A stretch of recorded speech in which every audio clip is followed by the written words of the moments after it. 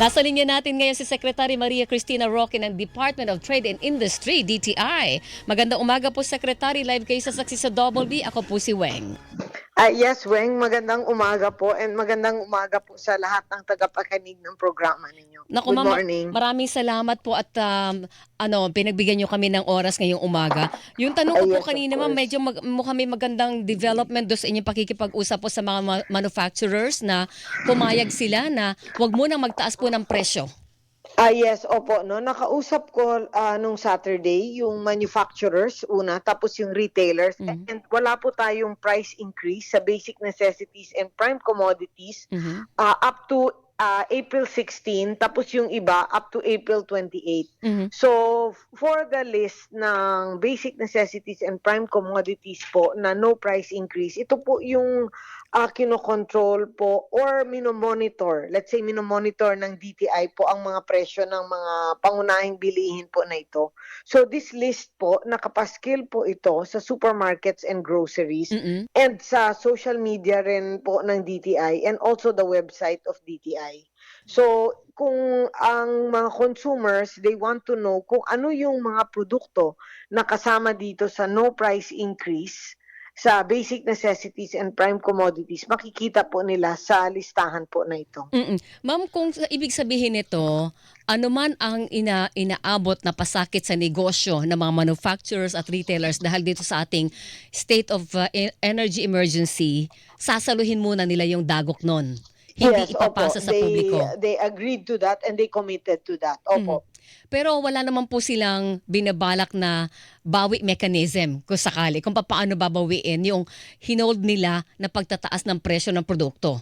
Wala naman po. Wala kaming napag-usapan na gano'n. But Mhm. we will be meeting on an every week or every 2-week basis po. Mhm. Kasi syempre, these times are unusual times. So, Mhm. maganda po na we keep on coordinating. May coordination po kami Mhm. between the government, which is the DTI, and also the manufacturers and the retailers. Pero Secretary, ano ang sentimiento ng mga manufacturers at retailers na nakausap po ninyo?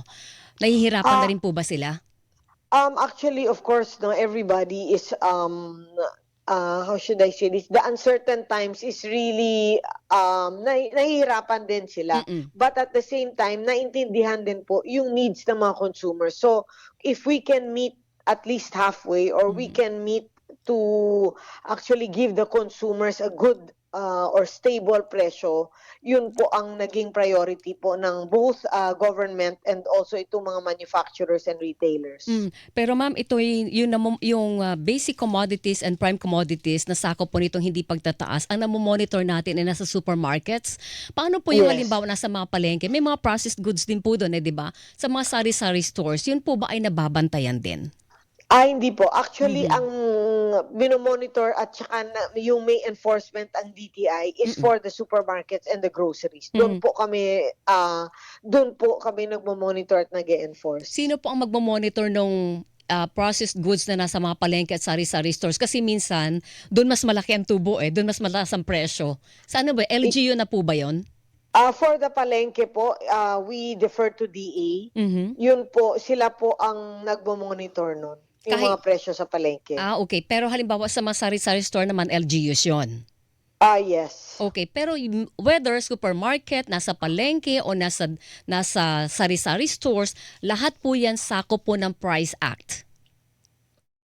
Um, yes. Okay, so kung merong hoarding doon, merong overpricing, sakop sila ng penalty under the Price Act. Yes, opo. Okay. Ma'am, doon sa declaration po ng State of National Energy Emergency ng gobyerno, bakit wala doon sa council ang DTI? Matanong lang po namin. Kasi nagtaka kami doon dahil sa ibang provisions, nandun ang mga directives kasama ang DTI doon sa pagmomonitor ng presyo Ba't doon sa council wala kayo? Actually, we are also assisting. No, we are part of Hmm. the group that really just follows the directive of the uplift. So kung ano yung direction ng uplift or directive ng uplift sa DTI, Mm-mm. doon po kami sumusunod. Okay, at sa ngayon, ang ginagawa ninyo ay mas mahigpit na monitoring dahil yun ang papel po ng DTI at masigurado na kahit papaano walang sobrang pagtaas ng presyo. Yes, do'n po. Kasi since this is a state of national emergency for energy, Mm, ang DTI po ang naka-focus po do'n sa making sure that the prices of food are stable. mm, So, 'yun ang talagang main mandate namin na inuutos ng ating pangulo 'no, is to really check and to enforce mm. kung ano ang directive ngayon na walang price increase po tayo sa basic necessities and prime commodities. Paano po ma'am yung sa supply side? Sa supply side wala po tayong problema ngayon Mhm, 'no, sa supplies. When we met with the suppliers, mm. with the manufacturers, they assured us na wala po tayong problema sa supply. O kahit medyo lalaki yung gastos sa production cost nila, ay lalaki yung Yung production po cost dun nila? po talaga yung ano 'no, dun po yung problema is Mm, the cost of production. But for now, until April 16 wala po tayong price increase alright. sa Pero wala basic necessities and prime commodities. Yung iba po until the end of the month. okey, pero wala tayong kasiguruhan kung hindi gagalaw pa rin ang presyo beyond April? Yes, of course. Oo, Kasi, araw-araw or nagbabago yung presyo mm. ng oil na gasolina. Opo, kung sakali ma'am na magsabi na sila na magtataas kami, kailangan paaprubahan yun sa inyo? Yes, basta those that are within the basic necessities and prime commodities, Okey, kailangan po malaman na po namin and we need to, approve, give them the go signal and alright. approve this one. Karaniwan po, ilang porsyento ang inaalaw ng DTI 'pag magtataas na sila ng presyo? May Actually, there's ceiling po ba really yun? no fixed percentage 'no, Mhm. but we try to really keep it at a very low minimum. Ma'am, ano yung minimum? Hindi natin masabi 'no, but Oo, actually ito, let's say, sige, mm, there's one manufacturers, actually yung increase niya, let's say they see an increase, let's just say of ₱2, pero ang ibibigay nilang increase is only 75 centavos. mhm, So, depende po ito sa manufacturers. It's hard to speculate ngayon po kasi mm. sa situation ngayon 'no, but we will keep on updating the public kung ano yung magiging, if ever may price increase. Pero ngayon po, prices are stable, Mm, so there's no need to hoard, there's no need to panic, we have enough supply po. oo, So, there's no price increase until April 16 mm, for all the items in the list of the basic necessities and prime commodities, mm. and yung iba po hanggang end of the month. Okey. Ma'am, balikan ko lang yung, state of national state of, energy emergency, nababaliktad ko. Yes, opo. 'Pag halimbawa dahil ito ay nakatutok lang sa energy, ibig sabihin hindi puwedeng gumana yung provision ng Price Act para sa price control. For now, yes. Bakit for now lang, ma'am? Because it was only until the state of emergency for energy. Mhm. Pero kung ang declaration ay state of emergency lang, walang energy, puwede yung mag-take effect, yung price Ah, control under Price Act?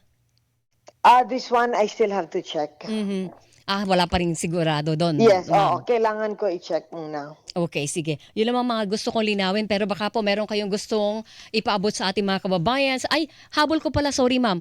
Nung panahon Yes. ng pandemic, nagbigay tayo ng tulong sa mga maliliit na negosyante. Ngayon bang Hmm. ganito nasa krisis tayo, may binabalak din ang DTI, Secretary? Yes, actually maraming tulong ang DTI 'no, para sa mga Mm, negosyantes whether in a crisis or not 'no. But now in the crisis meron tayong, mm, pautang mm, para sa mga negosyantes. We have no payment of, principal and interest for 1 year. mhm, Tapos up to 5 million po wala pong itong collateral. mhm, So, may bangko po under the DTI, which is the SB Corporation. mhm, They can apply online sa sbcorp.gov.ph, mm, or pwede rin po sila pumunta sa different regional offices. May 18 regional offices po tayo, mhm. in the 18 regions, and 1,344 negosyo centers nationwide. Hmm, So, ang best for the negosyantes is to go to these, negosyo centers or regional offices mhm. to check kung ano po ang ma-offer ng DTI para sa kanila. But definitely meron po kami, Okay. offer para sa micro, meaning the sari-sari stores and the Mm. very small businesses, all the way to the medium enterprises. Walang collateral pero may interest pa rin, ma'am, o wala na ring Meron, interest? meron, Meron. may interest, pero the payment of principal and interest is after 1 year. After 1 year. So, ibig Yes. sabihin parang nagkaugat na yung puhunan, Yes, may paugat nakakabawi-bawi para na. at least meron silang pang-usad ba. Oo. Para pwede magtuloy-tuloy sa kabila po ng krisis, kumbaga. Yes, Alright. opo. Sige. So we have funds that we set aside for this. So Okay. meron tayong Enterprise Rehabilitation Fund which is actually perfect for crisis like Yes, this. So oo. pwede po sila mag-loan doon. Meron din tayong um women fund. Mhm. So those that are women in business, nag-set aside din kami ng 2 billion for that. Then Mm. meron an OFW Negosyo Fund. Mhm. So for the OFW that are expatriated or those that want to start a business, meron nag-set aside po kami ng 2 billion for that. Mm. And then Export Business Expansion Fund. Let's say merong mga nag-e-export po no or want to export, meron nag-set aside po kami ng 3 billion pesos for that. Mhm. Ma'am, hindi naman po So, komplikado ang mga requirements nito kasi kung nasa krisis ka na, baka mahirap pa rin maghagilap na kailangan malaki-laki yung requirements na kailangan dahil malaki yung pondong pinag-uusapan natin. hindi po. Actually, this is just a 3 to 4 steps Uh-huh. online application. No? Ang kailangan is the government-issued ID, Mhm. Mayor's Business Permit or BMBE certificate, Mhm. and the proof of bank account and photos of business. Yun lang po ang kailangan for this kind of loan. Photos of business ba? Madali ang mga requirements na ito, mama? Yes, Oo. madali po ang requirements. Tapos it takes 7 to 10 days for approval. Okay, pero based po doon sa naging karanasan natin ng pandemic, yung return nito, yung bayad na nagagawa naman po ng mga nabigyan ng ganitong klase ng benepisyo, yung napautang, na walang Yes, collateral opo. and all. Yeah, the payment rate is high naman. Ay, Kasi that's good. actually, nabibigyan rin sila ng palugit, no? On 1 year for them to really get their business going. At saka iba na rin yung patakaran nung time nung pandemic at saka ngayon. Kasi nung time nung pandemic, humihingi po ng collateral. Ngayon, wala na pong Wala na. collateral. Parang mas pinadali ninyo. Mas Yes, mas pinagaan. madali. And of course, it's digital already, digitalized. So you can apply online. Mhm. So mas madali po ito. But if they want to know more about the other programs that the DTI has to offer for them, ang best is to go to the different regional offices nationwide and also the 1,344 negosyo centers nationwide. Meron ba? But if they want lang po mag-loan, they can Yes. go to sbcorp.gov.ph. PH. Ma'am, anong kapital ng negosyo ang pwedeng mangutang dito sa lahat ng loan facility na binanggit po ninyo? Yes, lahat ng negosyo po pwede mag-utang dito. Okay. Basta those that belong to the category of small and medium Yes. enterprises. Tsaka kung OFW ka o kaya naman kung Yes, mga may babae fund. kayo na Yes, may for pool. your Alright. example, meron kang pamilya na nandito Oo. na nagnenegosyo na needs more fund, pwede rin kayo mag-apply dito. Alright. You can apply as in the OFW Negosyo Fund. Yun, marami palang available sa DTI eh. Baka hindi lang po marami natin po. alam. And aside from that po, yung trade shows natin nationwide, no, continuous po ito. Sa NCR, Metro Manila, we have 15 trade shows this year. And ang trade shows po ng DTI po ay lahat po ito free. So this is also a chance for us to showcase yung produkto. Tapos nag-i-invite rin tayo ng institutional buyers, meaning yung mga malalaking buyers, mga cafes, mga hotel, mga those that buy in bulk, mga supermarkets, groceries. So nakikita din po yung mga produkto. So pwede rin po sila sumali dito. So kung sa probinsya sila, they can join the trade shows in their province. Pero kung gusto nila sa Metro Manila, pwede din po.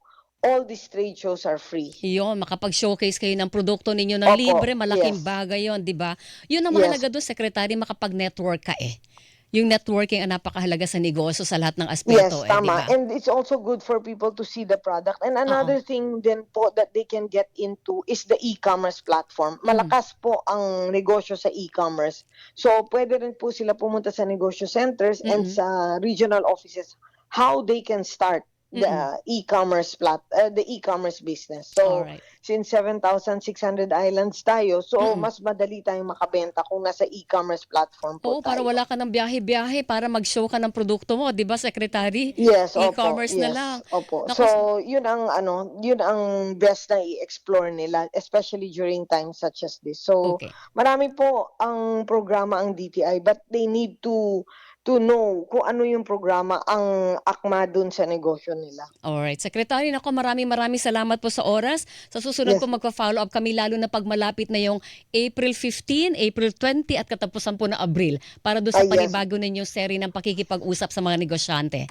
Ay, yes, maraming salamat, Weng. Good morning At po. magandang umaga po sa inyong lahat. Magandang umaga, ma'am. Mga kapuso, Thank you. si Secretary Maria Cristina Roque ng Department of Trade and Industry o DTI. Bantay presyo tayo.